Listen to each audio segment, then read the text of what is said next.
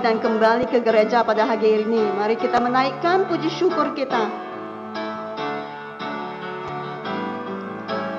Segala puji syukur hanya bagimu Tuhan, sebab Kau yang layak dipuja. Oh, oh, oh, oh. Kami mau bersorak, tinggikan namamu. Haleluya.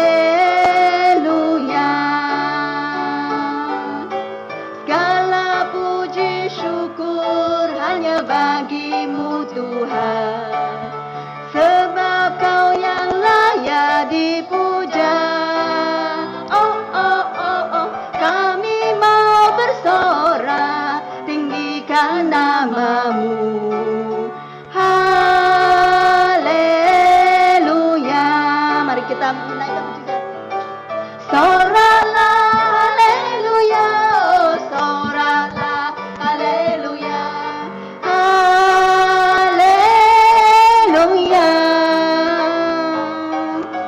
Soraklah haleluya, oh soraklah haleluya. Haleluya. Segala puji syukur hanya bagimu Tuhan, sebab Kau yang layak dipuja. Oh, oh, oh, oh. Kami mau bersorak, tinggikan namamu. Haleluya. Mari kita soraklah. Soraklah haleluya, oh soraklah haleluya. Haleluya. Oh, oh, oh, oh. Soraklah haleluya, oh soraklah haleluya. Haleluya. Soraklah. Soraklah haleluya, oh soraklah haleluya. Haleluya. Oh, oh, oh, oh. Soraklah haleluya, oh soraklah haleluya. Haleluya.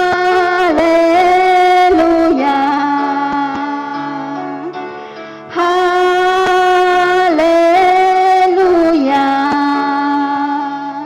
Amin.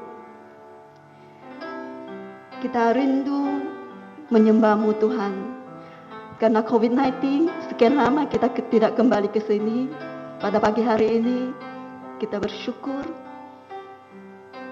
Seperti rusa rindu sungaimu, jiwaku rindu Engkau. Kaulah Tuhan hasrat hatiku, ku rindu menyembah-Mu. Engkau kekuatan dan perisaiku, kepadamu aku berserah. Kaulah Tuhan hasrat hatiku, ku rindu menyembah-Mu. Yesus, Yesus, ku berarti bagiku. Yesus, Yesus, Kau segalanya bagiku. Seperti rusa rindu sungaimu, jiwaku rindu Engkau. Kaulah Tuhan hasrat hatiku, ku rindu menyembah-Mu. Engkau kekuatan dan perisaiku,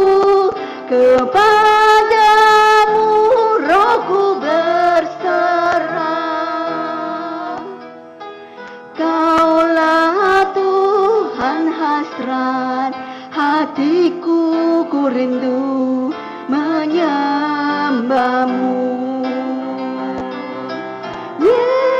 Yesus, Yesus, kau berarti bagiku. Yesus, Yesus, kau segalanya bagiku. Kau segalanya bagiku. Kau segalanya bagiku. Amin. Betapa hatiku berterima kasih Tuhan karena telah menjaga kita. Kau yang mengasihiku dan Kau yang memilikiku.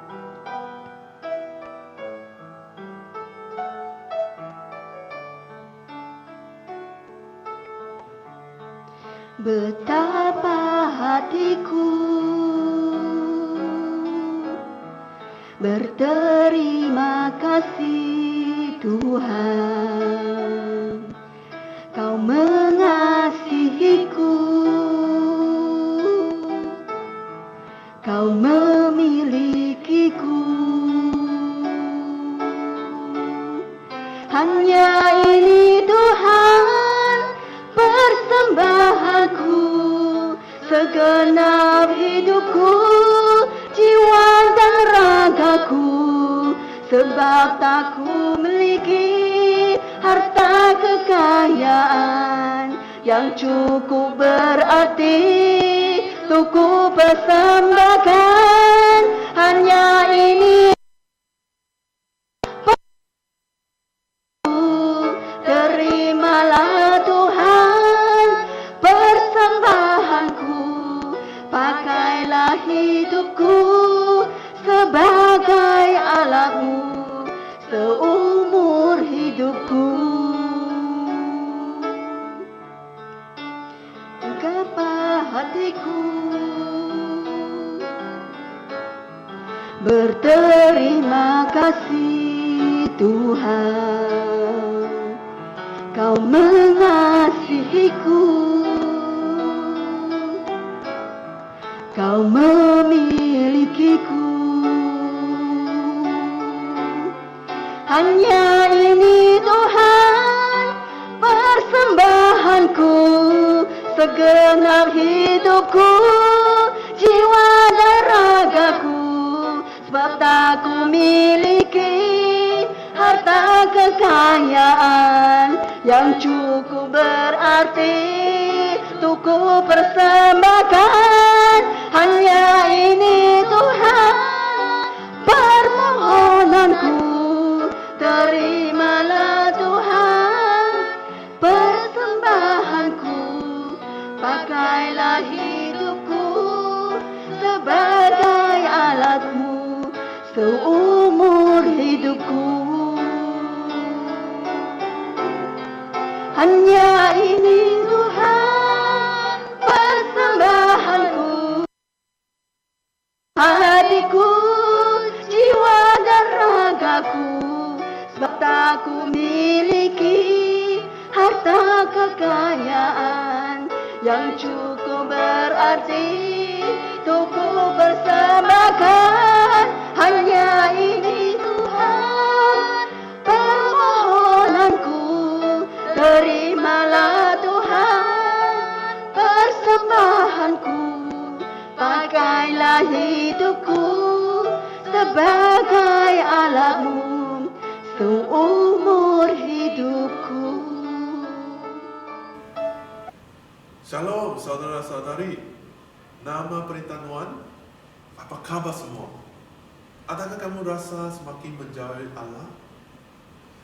Mungkin selepas begitu lama tidak balik kerja, hanya kepatihan di depan skrin yang tinggi itu, ataupun sudah lama tidak melayani, hati kita mungkin memula tinggi. Saudara-saudari, kalau inilah keadaan kamu sekarang, mohon Allah membantu kamu untuk kembalikan kepanasan itu, hati kita itu, untuk menyembah Allah dan melayani Allah.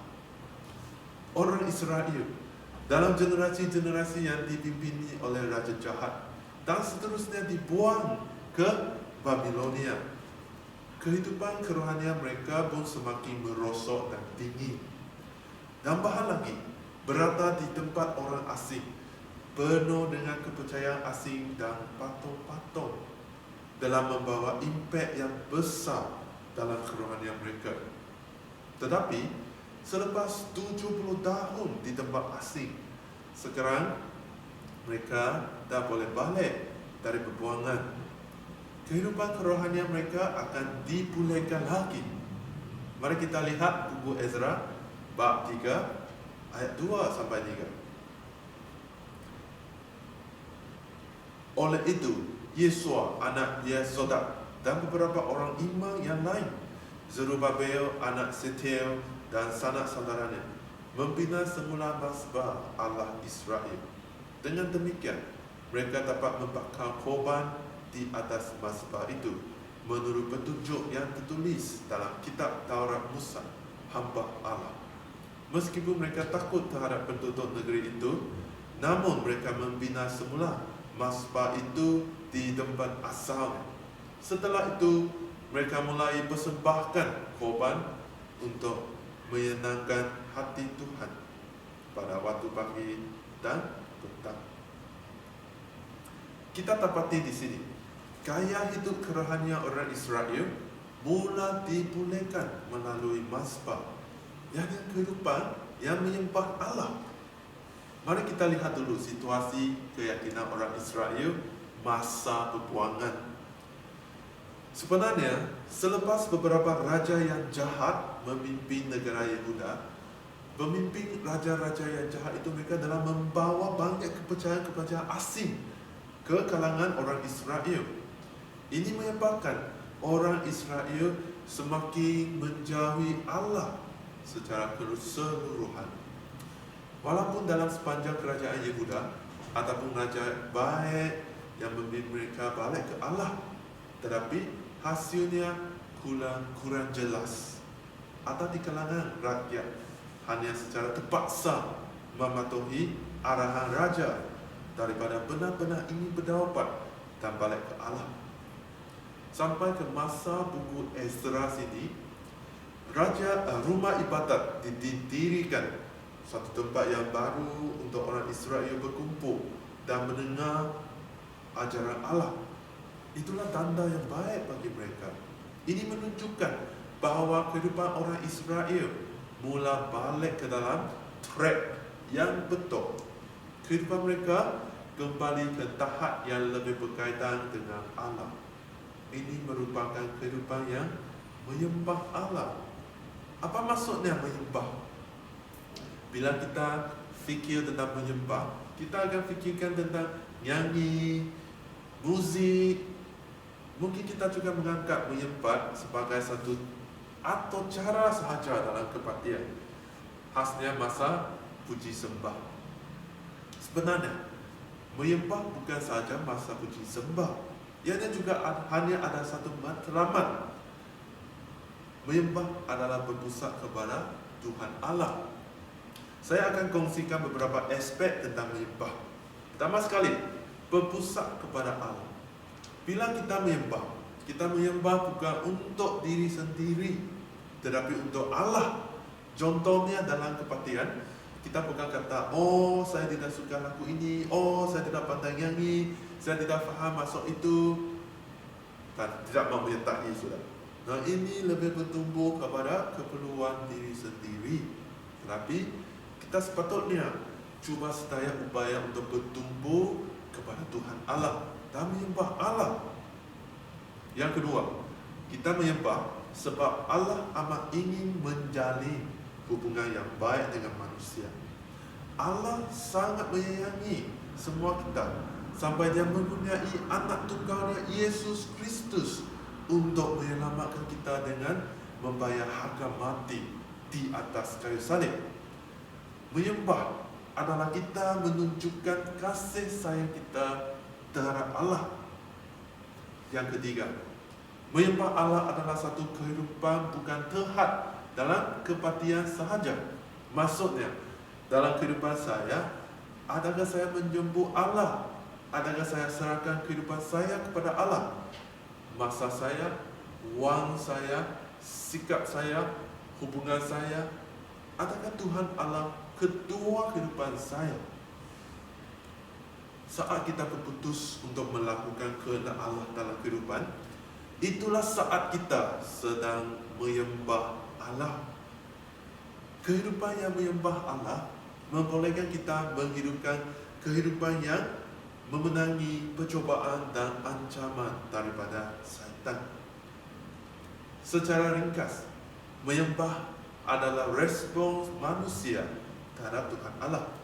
Respons dari dalam hati yang penuh dengan takut, dengan kasih dan hati untuk mempersembahkan diri sendiri. Kehidupan menyembah ini membantu orang Israel untuk membentuk semula komuniti agama dan juga memperbaiki hubungan dengan Allah. Dari memilihkan ibadat orang Israel, kita merenungkan tentang kehidupan yang menyembah Allah. Orang Israel juga berusaha untuk teruskan misi mereka untuk membina semula rumah Tuhan. Kalau kita lihat dalam ayat 7-8, rakyat mereka menyumbangkan wang untuk membayar upah tukang batu dan tukang kayu. Mereka juga hantar makanan, minuman, minyak zaitun ke kota Tirus dan Sidon untuk ditukarkan dengan kayu sedar dari Lebanon. Kayu itu dibawa ke Yafo melalui laut. Semua pekerjaan itu dilakukan dengan kebenaran daripada Raja Koresh, Raja Persia. Pada bulan kedua, dalam tahun kedua selepas orang Israel kembali ke Yerusalem, mereka mulai membina semula rumah Tuhan. Zerubabel, Yesua dan orang sebangsa mereka, para imam dan orang Lewi, pendek kata, semua orang bekas buangan ikut bekerja. Dan semua orang Lewi yang berusia 20 tahun ke atas ditugaskan untuk mengawasi pembinaan rumah Tuhan. Dalam beberapa ayat ini, kita boleh mendapati bahawa pembinaan rumah Tuhan dimulakan, dan mereka juga mengikut cara Raja Salomo untuk membina rumah Tuhan yang baru itu. Akhirnya, dalam ayat 11, kita mendapati bahawa asas, foundation rumah Tuhan itu telah diletakkan. Asas rumah Tuhan yang diletak ini telah dilakukan dengan amat teliti dan memuliakan. Dalam ayat 10, apabila pekerja-pekerja pembinaan mula meletakkan asas rumah Tuhan, para imam, mereka berpakaian jubah, membawa trompet, mengambil tempat masing-masing. Orang Lewi daripada puak asas juga berdiri di sana sambil membawa caracap. Mereka buat apa? Memuji-muji Tuhan menurut peraturan yang ditetapkan sejak zaman Raja Daud. Apa yang boleh kita belajar dari perkara ini? Kehidupan yang memuliakan Allah adalah kehidupan yang bersyukur dan bersukacita. Kadang-kadang kita ada fikiran macam ini. Kita mahu tunggu sampai kita menangkan dosa baru bersukacita. Kita mahu tunggu sampai penyakit sembuh, saya baru bersyukur. Tapi ini bukan situasi orang Israel di sini. Mereka baru saja letakkan foundation, asas sahaja. Belum ada bangunan lagi, dinding pun tidak ada, pintu pun tidak ada. Tapi mereka meraihkannya dengan amat menggembirakan, membawa caracap, memuji Allah dengan suara yang tinggi. Hari ini, adakah kamu berada juga dalam keadaan yang susah? Adakah kamu sedang dalam proses untuk memenangi dosa kamu? Adakah kamu mengalami rahmat, kuasa dalam proses itu? Allah mengasihi kamu, dan Allah ingin ada hubungan yang peribadi dan berterusan dengan anda. Ingatlah bahawa Allah sentiasa ada, dan Allah ingin mendekatimu, dan mahu anda mendekati Tuhan Allah juga. Saudara-saudari, Mari kita sekarang bersyukur untuk Allah yang membawa kita balik dari kebinasaan. Berdoa agar Allah menghapuskan segala niat kita yang tidak baik dan mendekati Allah selalu. Mari kita berdoa bersama.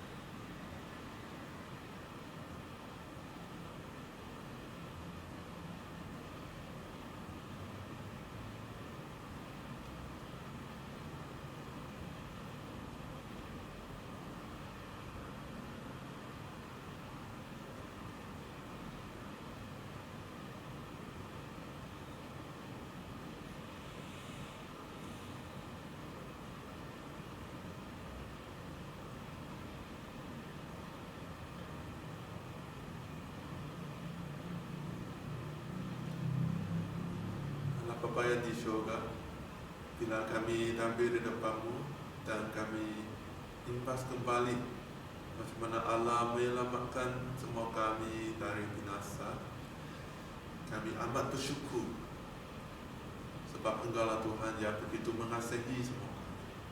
Engkaulah Tuhan yang Maha Pengasih. Bapa Tuhan, mohon Engkau terus dalam kehidupan kami setiap hari membantu kami untuk lebih mengalami, membantu kami untuk menghidupkan Yesus Kristus dalam kehidupan kami.